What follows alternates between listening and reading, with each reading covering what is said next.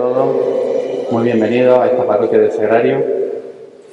Bueno, pues en esta tarde tenemos con nosotros a Marino Restrepo, que es un misionero laico que va por todo el mundo de hace años pues dando charlas de vida espiritual, de temas de vida cristiana. Ha estado otra vez aquí en Granada contando su testimonio, un testimonio impactante de un suceso que le ocurrió, un encuentro con Dios muy profundo a raíz de un secuestro que tuvo. En esta ocasión no va a dar el testimonio porque lo ha dado en otras ocasiones. Sospecho que muchas personas que están aquí ya conocéis ese testimonio.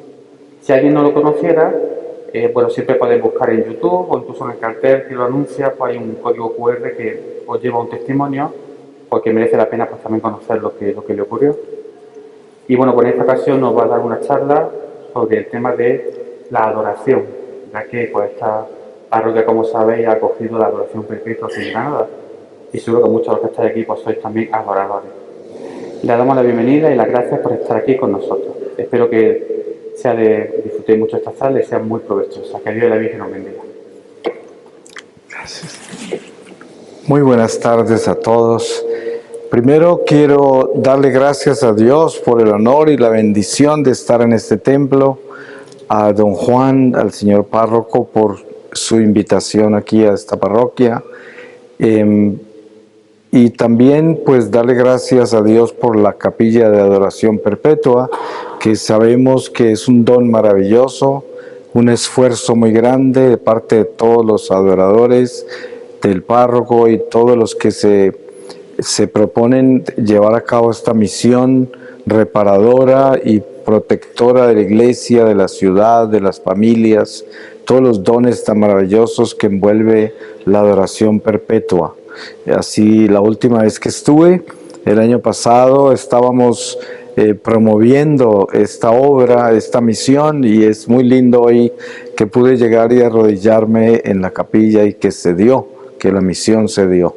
Es un triunfo del Espíritu Santo, una victoria sobre las misiones que llevamos a cabo. Voy a comenzar para compartirles esta reflexión sobre adorando al verdadero Dios. Y les leo del Evangelio según San Mateo, en el capítulo 14, desde el versículo 13.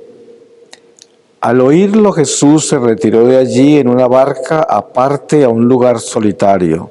En cuanto lo supieron, las gentes le siguieron a pie de las ciudades. Al desembarcar vio mucha gente, sintió compasión de ellos y curó a sus enfermos. Al atardecer se le acercaron los discípulos diciendo: el lugar está deshabitado y la hora es ya pasada. Despide pues a la gente para que vayan a los pueblos y se compren comida. Mas Jesús les dijo: no tienen por qué marcharse, dadle vosotros de comer. Dícenle ellos: no tenemos aquí más que 5 panes y 2 peces. Él dijo: traédmelos acá. Y ordenó a la gente reclinarse sobre la hierba. Tomó luego los 5 panes y los 2 peces, y levantando los ojos al cielo, pronunció la bendición, y partiéndolos, dio los panes a los discípulos, y los discípulos a la gente. Comieron todos y se saciaron, y recogieron de los trozos sobrantes 12 canastos llenos. Y los que habían comido eran unos 5,000 hombres, sin contar mujeres y niños. Palabra de Dios.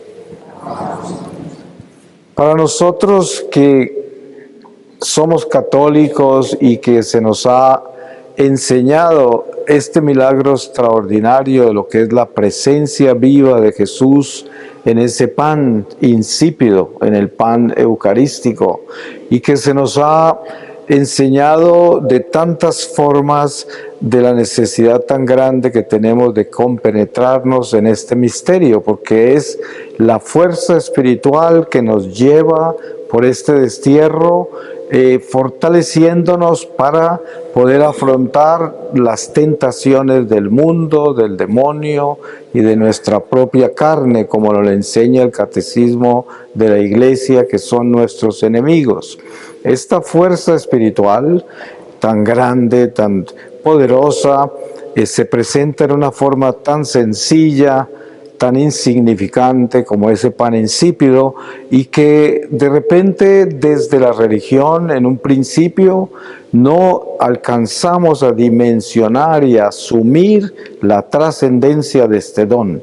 Pero precisamente Dios, que es perfecto en su pedagogía, nos va llevando a través del tiempo, por medio de nuestro peregrinar en la iglesia, a adentrarnos, invitarnos a profundizar más en este misterio.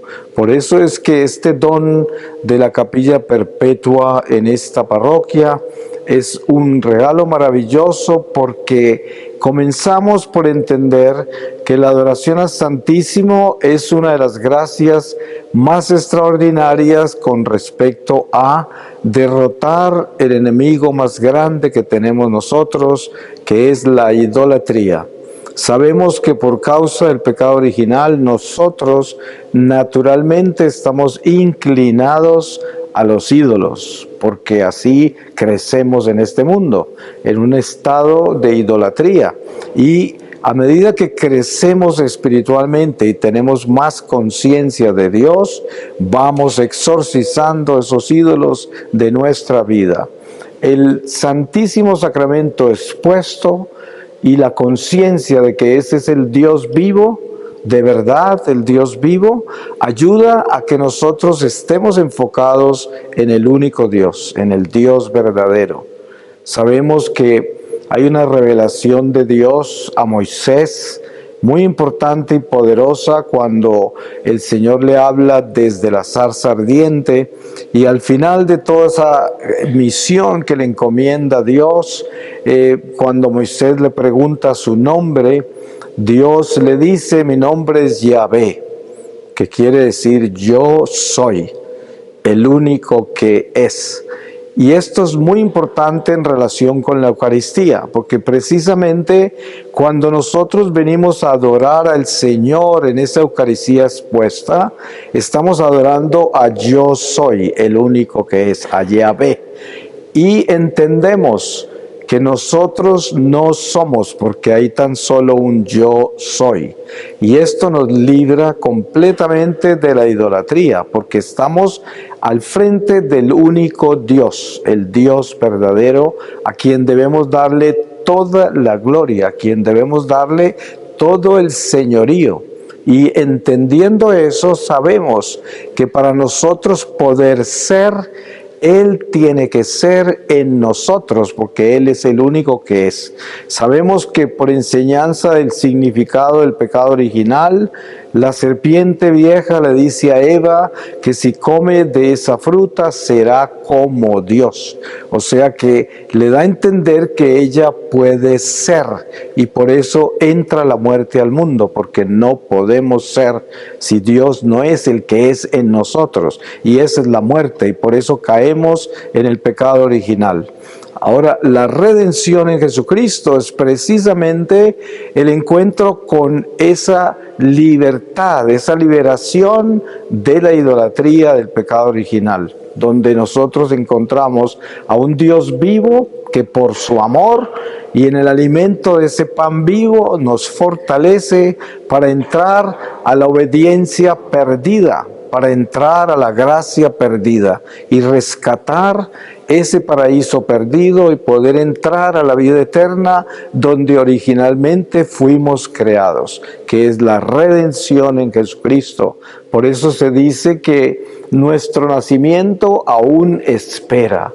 No hemos nacido todavía porque debemos nacer al Espíritu, como le decía Jesús a Nicodemos, y Nicodemos no entendía qué quería decir el Señor cuando le dijo que teníamos que nacer de nuevo del Espíritu.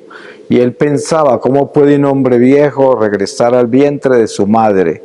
Porque el lenguaje de Jesús, él no alcanzaba a asumirlo desde su conocimiento de la ley, él no alcanzaba. Y el Señor le llama la atención con cariño y le dice, tú, un doctor de la ley, no entiendes estas cosas. Pero el Señor sabía que Nicodemo no tenía el Espíritu Santo para entender estos misterios. Pero nosotros sí entendemos esto porque nosotros hemos recibido el Espíritu de Dios. Tenemos en nosotros el conocimiento porque es Dios en nosotros. Y precisamente Yahvé, yo soy, está en nosotros. Y por eso nosotros podemos ser. Y en este templo, en este momento, somos, porque el Señor está en nosotros. Y esto es muy grande tenerlo claro. Y precisamente este don de la Eucaristía, que es el don más maravilloso que el Padre Celestial le ha traído a toda la humanidad, es para nosotros no solamente nuestra más importante misión, porque como católicos nosotros somos instrumentos eucarísticos de reparación. Y desde esta vasija de barro que somos nosotros, de esta nada, el Señor hace maravillas a través de la Eucaristía, porque cuando nosotros somos fieles a Dios y comulgamos en gracia de Dios, el Señor en cada comunión que recibimos rescata almas de la perdición eterna.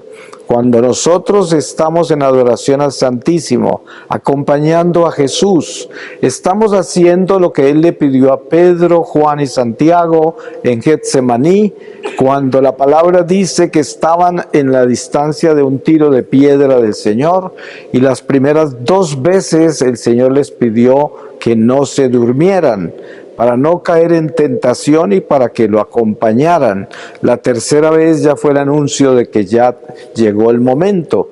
Pero lo que debemos entender con este acompañar a Jesús es que nosotros somos instrumentos de Dios para la salvación de las almas, y por eso venir a adorar el Santísimo Sacramento es venir a este Getsemaní y estar vigilantes, despiertos, para que el Señor, a través de nuestra presencia, nuestra compañía, pueda interceder ante el Padre Celestial para rescatar muchas almas. Y durante el tiempo que estamos en adoración al Santísimo, no podemos siquiera imaginarnos todo lo que el Espíritu Santo puede hacer con nuestra presencia. Muchas veces no alcanzamos a dimensionar lo importante que es nuestra pequeña vida tan insignificante. Y sin embargo, des en cuenta que Dios hace cosas maravillosas de actos muy pequeños.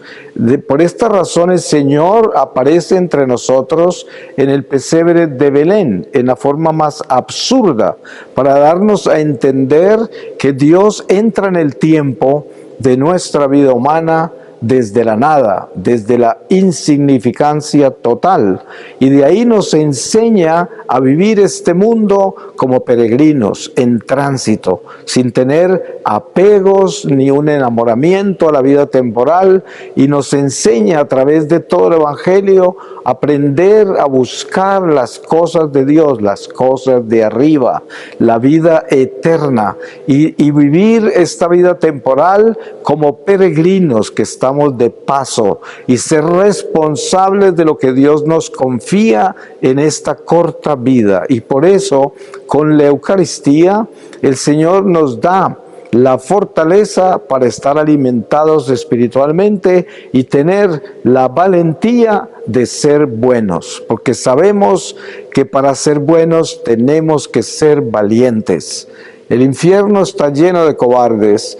Para ser bueno hay que aprender a vivir con Dios, obedeciéndole a Dios, haciendo lo que Él nos pidió a través de Jesucristo. Y esto es que nosotros obedezcamos su ley y que aprendamos a vivir esa palabra que nos reveló, que es la verdad, el camino, para que tengamos esa vida que nos prometió después de esta, que es precisamente el nacimiento al mundo espiritual.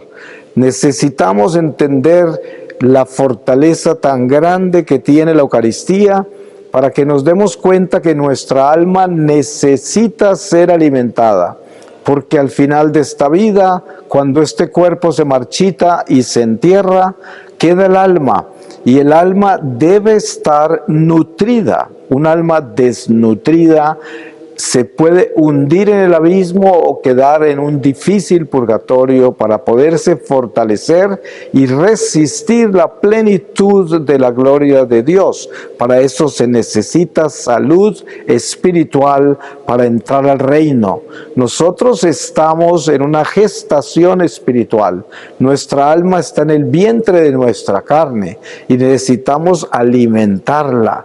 Por eso es que debemos tener tanto cuidado de asegurarnos que nuestra religión tiene espíritu para que trascienda, por medio de esta religión, trascienda a la vida eterna, entendiendo la necesidad tan grande que hay de cultivar nuestra vida interior, de cultivar el alma, porque es lo que queda cuando este cuerpo se marchita. Y esto lo debemos buscar con mucha disciplina. Usted puede en este momento, en este templo, tener un momento con Dios para que el Espíritu Santo le muestre quién está dentro de usted, quién hay ahí, qué persona está ahí, porque esa es la que va a quedar si usted muere. Sabemos que podemos morir saliendo de este templo, o podemos morir aquí sentados en este momento. La vida nuestra es muy corta, es un instante, y lo único que queda en el momento que este cuerpo cae es el alma, y el alma debe estar fuerte. Por eso es que entre más entendemos el misterio de la Eucaristía, más entendemos lo que es el alimento del alma, la fortaleza, el cuerpo y la sangre de Cristo. Por eso el mismo Señor anunció: si no coméis de mi carne y bebéis de mi sangre, no tendréis vida eterna. Con esto quiere decir que nosotros debemos asumir la realidad espiritual de ese pan de vida eterna, pan de ángeles como se conoce, para que entendamos cómo es que podemos alimentar nuestra alma. Pero también hay que tener una conciencia muy meticulosa sobre cómo prepararnos para recibir ese alimento. Ustedes saben que San Pablo, por ejemplo, dice: no te atrevas a acercarte al altar del Señor a comer de este pan, refiriéndose a la Eucaristía, si no estás preparado, porque te comes tu propia condenación. Y está hablando de la Eucaristía. Nos damos cuenta lo estricto que es esto y la necesidad tan grande que tenemos de entender la reconciliación con Dios, la amistad con Dios, la preparación de esta vasija de barro para que reciba el tesoro. Porque pienso que la imagen más perfecta y preciosa de quiénes somos nosotros en este mundo terrenal es la que nos da San Pablo sobre ser vasijas de barro que llevan el tesoro. Precisamente, somos esas vasijas de barro que llevan el Espíritu Santo. Y cuando nosotros comulgamos, estamos llenos del Espíritu Santo, llenos de Dios, alimentados, fortalecidos para amar, para perdonar, para tener paciencia, compasión, caridad, porque todas las virtudes se enriquecen y nosotros crecemos en la luz de Dios por el amor de Dios que invade, que llena nuestros corazones con ese pan de vida eterna. Y por eso es tan exigente la necesidad de prepararnos bien. Una confesión sincera y realmente contrita que busca el dolor del pecado es el camino a la alimentación extraordinaria de ese pan de vida. Entre más nos sumergimos en el dolor del pecado que confesamos, más grande el alimento, porque permitimos que esa Eucaristía nos inunde con el amor de Dios y nos fortalezca en una forma extraordinaria. Es algo increíble, porque si nosotros entendemos que esa capilla de adoración perpetua que está aquí atrás de nosotros cubre un territorio inmenso de almas alrededor de esta parroquia y que no sabemos cuántas son, porque el Señor no discrimina personas. Desde esa Eucaristía el Señor cubre seres humanos por toda esta ciudad, y quién sabe hasta dónde, porque es un territorio místico, espiritual, que no tiene ni tiempo ni espacio, que está en el mundo espiritual y que cubre almas, incluso hasta almas del purgatorio, porque cuántas veces usted como adorador al Santísimo está en la capilla intercediendo por las almas. Así que las almas también reciben bendiciones de esta capilla, y además nuestra familia, la iglesia, la ciudad, la nación, todos se bendicen con este don maravilloso de la Eucaristía. Y hay algo todavía mucho más trascendental, que es algo que no podemos ver con nuestros ojos naturales, y es que para poder explicarlo mejor, nos iríamos al principio de la iglesia después de Pentecostés. Los apóstoles caminaban todos los días hacia el templo ya sin miedo a proclamar a Jesús resucitado, y se iban directo donde aquellos que habían crucificado al Señor en el templo de Jerusalén. No tenían miedo. Los que tenían miedo eran los que habían crucificado al Señor, porque no entendían de dónde habían sacado estos hombres esa sabiduría y esa valentía. Y la gente ya no se preocupaba por llevarles a nadie para que le impusieran manos. Los colocaban en la calle por donde ellos pasaban, y al pasar se sanaban los enfermos, se liberaban los posesos, se limpiaban los leprosos, y ni siquiera los tocaban. ¿Y qué sucede? Que ya eran instrumentos eucarísticos. Ellos venían de partir el pan, como lo llamaban, y estaban llenos de esa fuerza espiritual, y con solo pasar sucedían cosas maravillosas. Pues no podemos olvidarnos en ningún momento que nosotros somos esos mismos apóstoles, y que somos esos mismos instrumentos eucarísticos, y que sin darnos cuenta, cuando somos verdaderamente fieles a Dios y salimos de la iglesia después de comulgar en la misa, el Señor también está haciendo maravillas al pasar. Cuando pasamos, desde nosotros el Señor sana, el Señor libera, el Señor consuela, el Señor lleva alegría y lleva vida a la gente que pasa por nuestro lado, porque nosotros vamos llenos de ese Señor. Y estas cosas no las podemos ver naturalmente, pero son así.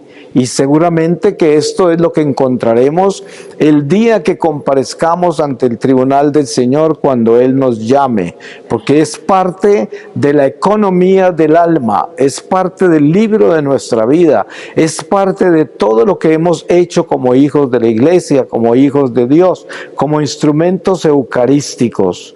Y para nosotros, cada vez que el Señor, que el Espíritu Santo nos da la bendición y la oportunidad de reflexionar en este misterio de la Eucaristía, es porque el Señor quiere que nosotros conozcamos más nuestra misión. La misión más importante que tenemos nosotros como católicos es la Eucaristía. Es la misión más grande. Por eso, San Juan Pablo II sintió una gran preocupación al principio de su papado, cuando viajando por el mundo se dio cuenta que habían tantos conventos de clausura que se estaban cerrando por falta de vocaciones, y se estaba perdiendo esta fuerza, estos satélites espirituales que protegen la humanidad, que son estas monjas que están 24 horas al día pendientes del Santísimo Sacramento, y comenzó a promover las capillas de adoración perpetua. Él fue el apóstol que comienza con esto, que no es nuevo, porque ya la iglesia lo había hecho también antes, pero el Papa dijo: aquí vamos a llenar esos espacios que están quedando vacíos con los conventos que se están cerrando. Y estas capillas de adoración perpetua son como unos conventos que están llenos de todos nosotros los laicos y sacerdotes y religiosos, todos los que puedan llegar a esas capillas y llenar esos espacios que van dejando los conventos que van cerrando. Y así es como la Eucaristía continúa defendiendo la humanidad. Porque si no fuera por ese pan de ángeles, el demonio tuviese toda la humanidad atada. Y por esto, con esta libertad que trae el pan de vida, que trae Jesucristo, es que nosotros entendemos quiénes somos y qué estamos haciendo. Porque sí, ustedes se dan cuenta que en los discípulos de Emaús hay una catequesis que tenemos que mirar con cuidado.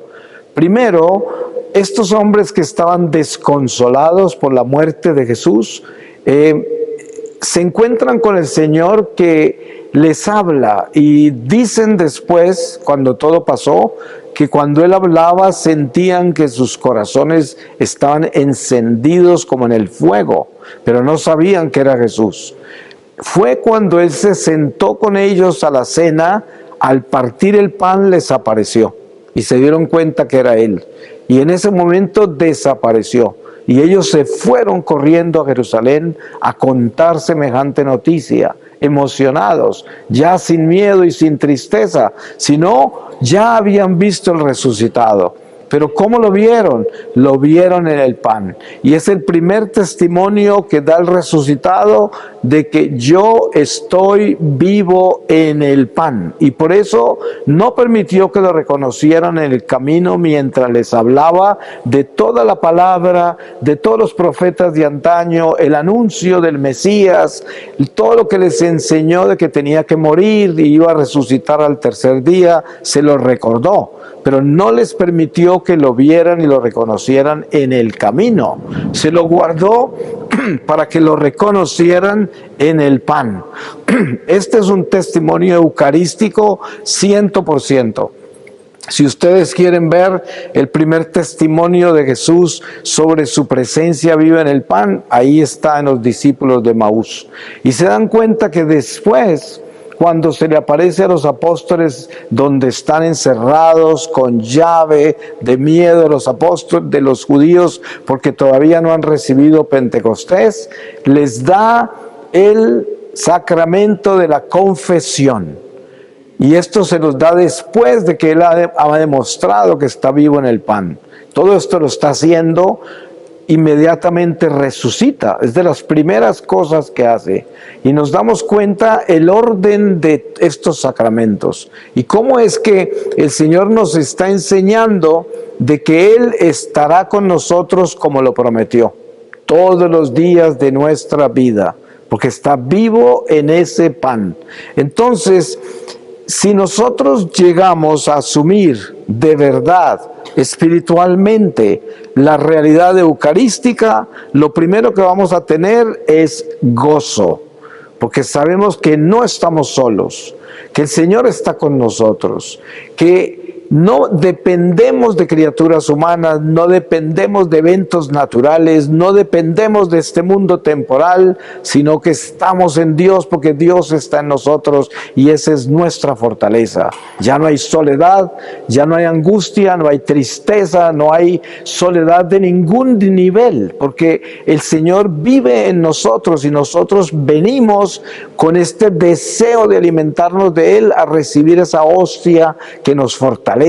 Es un don maravilloso cuando llegamos a entender este misterio desde el Espíritu y darnos cuenta que esa hostia es vida, de verdad, es gozo, es paz, es esperanza, es fortaleza y ya no dependemos de nada ni de nadie, solo de Dios. Y por eso entender que esa Eucaristía es el Dios verdadero, el único Dios, la fuerza suprema, nuestra esperanza, eso es muy grande. Porque entonces, ¿qué sucede cuando nosotros asumimos esa verdad? De que ya todo lo que buscamos con el más grande anhelo, la más grande hambre y sed, es ese pan. Y nos convertimos en esos verdaderos instrumentos de ese pan vivo. Qué bueno sería que todos nosotros nos convirtiéramos en verdaderos instrumentos eucarísticos conscientes de lo que estamos consumiendo y conscientes de lo que ese pan hace a través de nosotros. Qué bueno, porque entonces habrían grandes cambios en este mundo. Uno se pregunta cuando mira este mundo, un mundo tan pervertido, tan depravado, y dice, ¿qué podemos hacer nosotros para cambiar un mundo tan perdido? Nosotros no hemos sido llamados a cambiar el mundo. Nosotros hemos sido llamados a ser instrumentos que participan en economía de la salvación para rescatar almas de este mundo. A eso hemos sido llamados. Y Dios, Él es el que se encarga de tomar esas almas. Nosotros somos instrumentos, Él nos utiliza, pero Él es quien las rescata. Y por eso la preocupación nuestra no debe ser de cambiar el mundo. La preocupación nuestra debe ser de llevarle almas al Señor. Sabemos que de las palabras en la agonía de Jesús más trascendentales es, tengo sed. Y cualquiera diría, denle agua al Señor que tiene sed. Pero el Señor tiene sed, pero de almas. De eso es lo que tiene sed. Y precisamente nuestra misión es llevarle almas al Señor. Esa es nuestra misión. Empezando con la nuestra. Yo le digo a la gente, miren, hay ejemplos muy humanos, muy básicos, que representan esta dimensión espiritual. Cuando usted está en un avión y le están dando instrucciones de seguridad, le dicen, si el avión pierde su presurización, caerán máscaras de oxígeno de encima de usted. Asegúrese de ponerse primero usted la máscara y cuando ya esté respirando bien, colóquesela a los demás. Y esto precisamente es nuestra misión. Tenemos que primero tener el oxígeno de Dios y respirarlo y estar ya respirando ese oxígeno y ya le podemos llevar ese oxígeno a los demás, porque tenemos a Dios entre nosotros. Primero nuestra alma y luego a llevarle muchas almas a Dios. Des en cuenta que, como hablábamos antes, de que a veces con solo pasar nosotros llevamos al Señor. ¿Cuántas veces a usted un extraño en la calle le ha sonreído por un instante y le dio paz? Y le dio consuelo, a lo mejor en un momento en que usted no se sentía bien y no sabe quién era y nunca lo volverá a ver y fue un instante, pero fue Dios quien le sonrió, fue el Espíritu Santo el que lo bendijo. Y esa es nuestra vida como instrumentos de Dios, que llevamos ese Espíritu que sana, que libera, que acompaña, que consuela. Y es muy lindo tener esa conciencia y darnos cuenta que esa es nuestra vida, que esa es nuestra misión, una misión poderosa, y en esa forma le llevamos almas a Dios. Mucha gente se preocupa de los hijos y qué hacer con ellos que están tan lejos de Dios. Y lo que yo he encontrado es que Dios es perfectamente fiel. La contribución más grande que usted pueda hacer para la salvación de las almas de aquellos que ama tanto es su santidad, su fidelidad a Dios. Si usted se ocupa de santificarse, de ser fiel a Dios, el Señor se encarga de todo lo demás. Todo lo demás se dará. Mi madre oró por mí por toda la vida mía hasta los 47 años que estuve perdido lejos de Dios y se murió. Un año después es que tengo mi experiencia en la selva en Colombia en un secuestro. El Señor se me aparece en el momento más terrible de mi vida y yo regreso a la iglesia. Todas las oraciones de mi madre se dieron. Ella no las vio en vida terrenal, pero se dieron. Y es importante entender la fidelidad de Dios. El Señor es fiel, es el fiel de los fieles. Y por eso la contribución más grande que hacemos nosotros con nuestra pequeña vida es serle fieles a Dios. Lo demás Él lo hace y hace maravillas con nuestra fidelidad. Porque, como dice San Pablo, Pablo sembró, Apolo regó, pero solo Dios hace crecer. Por eso nunca debemos preocuparnos por los frutos de lo que hacemos con referencia a Dios. Cuando le hablamos a la gente de Dios, cuando queremos que la gente camine con Dios, nunca debemos esperar esos frutos, porque esos frutos le pertenecen al Espíritu Santo y Dios tiene un tiempo con cada alma.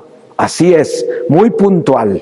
Y no sabemos cuál es el tiempo de cada alma, pero lo importante es que nosotros sembremos y reguemos mientras estamos de paso por esta vida. Ese es nuestro trabajo. Y precisamente la siembra más efectiva, más poderosa, más trascendental es nuestra fidelidad a los sacramentos, la vida de oración, la vida de las buenas obras de misericordia, ser personas que buscan el bien, estar buscando el bien en todo.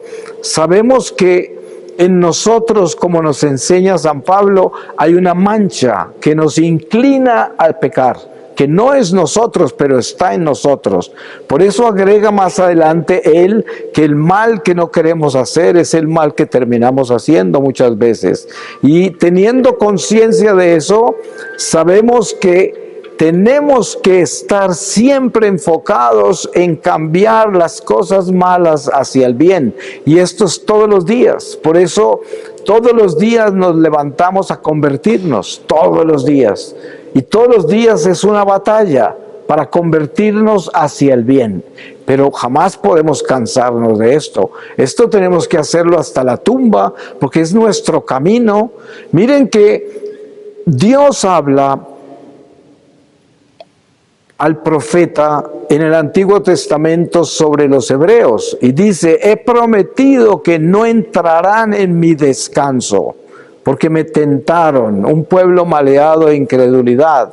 Y el Señor en su ira está hablando así. Pero des en cuenta que está hablando: no entrarán en mi descanso. Por eso tenemos que entender que nuestro descanso no es en este mundo. El descanso nuestro viene si nosotros somos fieles a Dios. Si somos fieles a Dios, entraremos en el descanso eterno de Dios, en la gloria de Dios. Ahora no, pero este mundo nos quiere vender descanso. Ustedes saben que esta civilización nuestra lo que vende es comodidad, placer. Eso es lo que vende descanso. La gente trabaja 2 días y quiere un mes de vacaciones, porque está cansada por esos 2 días de trabajo, porque busca el descanso. Pero realmente nosotros debemos levantarnos todos los días a trabajar hacia el bien, a convertirnos en personas buenas, todos los días. Mucha gente se pregunta: ¿cómo hace uno para encontrar la santidad si nosotros somos tan pecadores? Y la respuesta es muy sencilla: la santidad se logra buscando el bien en todo. Ustedes se dan cuenta que a un niño usted nunca tiene que enseñarle a romper un vidrio o a hacer un daño. El niño lo hace sin que nadie se lo hubiera enseñado.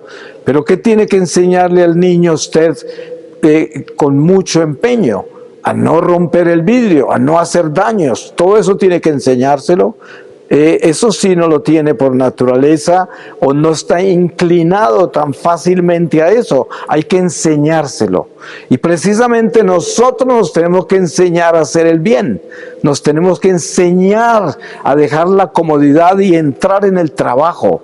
Dejar ese espíritu de la pereza y la comodidad y entrar en el espíritu del trabajo y el sacrificio y aceptar las pruebas de esta vida y el sufrimiento como una bendición, porque eso es lo que debe ser. Como dice San Pedro, que nuestros sufrimientos en este mundo no vayan a ser porque fuimos ladrones o adúlteros o quién sabe qué crímenes cometimos y vivimos las consecuencias de sus pecados, pero si es por ser de Cristo y por ser fieles a Dios y los sufrimientos y pruebas de esta vida llegan por la voluntad de Dios, bendito sufrimiento, porque ese es el que nos santifica y nos purifica. Y por eso jamás debemos tener preocupación si tenemos que sufrir, si si tenemos que pasar pruebas en este mundo, pero no porque nosotros hayamos causado eso con el pecado, sino porque se dieron y Dios lo permitió en su voluntad. Eso es santo y eso no nos debe asustar nunca, porque eso nos fortalece. Pues yo le pido al Señor que bendiga esta parroquia, bendiga esta capilla de adoración y se mantenga viva, porque ustedes saben que una capilla de adoración perpetua es una batalla espiritual. El demonio no quiere una capilla de adoración perpetua. Ustedes se pueden imaginar todo el daño que eso le hace a Satanás. Él quiere que eso se acabe, pero por eso la batalla de mantenerla viva y de que nosotros nos encargamos en promover esa capilla, mantenerla encendida en el fuego de la adoración al Señor y saber que es el don más extraordinario que hemos recibido como católicos, el tener ese espacio extraordinario de adoración donde el Señor está haciendo maravillas en nuestra familia, en la parroquia, en toda la ciudad, en nuestra nación y en toda la iglesia. Le voy a pedir al Espíritu Santo su palabra para cerrar esta reflexión. Les voy a leer del Evangelio según San Marcos, capítulo 7, desde el versículo 14. Doctrina sobre lo puro y lo impuro. Llamó otra vez a la gente y les dijo: oídme todos y entended.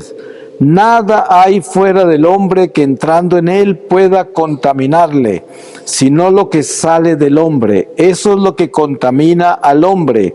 Quien tenga oídos para oír, que oiga. Palabra de Dios. Pues yo le doy muchas gracias a Dios por todos ustedes y le pido al Señor que bendiga sus corazones, que Él los conoce a cada uno de ustedes porque Él los creó con sus propias manos y sabe lo que ustedes traen en su corazón en este momento. Que el Señor se los bendiga y que les bendiga los deseos más grandes que tienen, que sean para el beneficio de la salvación de sus almas y sobre todo que les dé el discernimiento y la sabiduría para atreverse a ser buenos y santos como lo necesita este mundo perverso, donde hay tanta tiniebla, tanta oscuridad y donde nosotros somos la esperanza, porque nosotros debemos ser antorchas encendidas en estas tinieblas. Es lo que el Espíritu Santo grita, suplica: enciéndase en el fuego que les di, que esas llamas lleven este fuego por el mundo y que sea un incendio. Por eso Jesús decía: he venido a traer un fuego, y cómo quisiera que todo estuviera en llamas ya, y nosotros somos las llamas, a nosotros se nos dio ese fuego, y nuestra responsabilidad es encenderlo todo en el fuego del amor de Dios. Amén.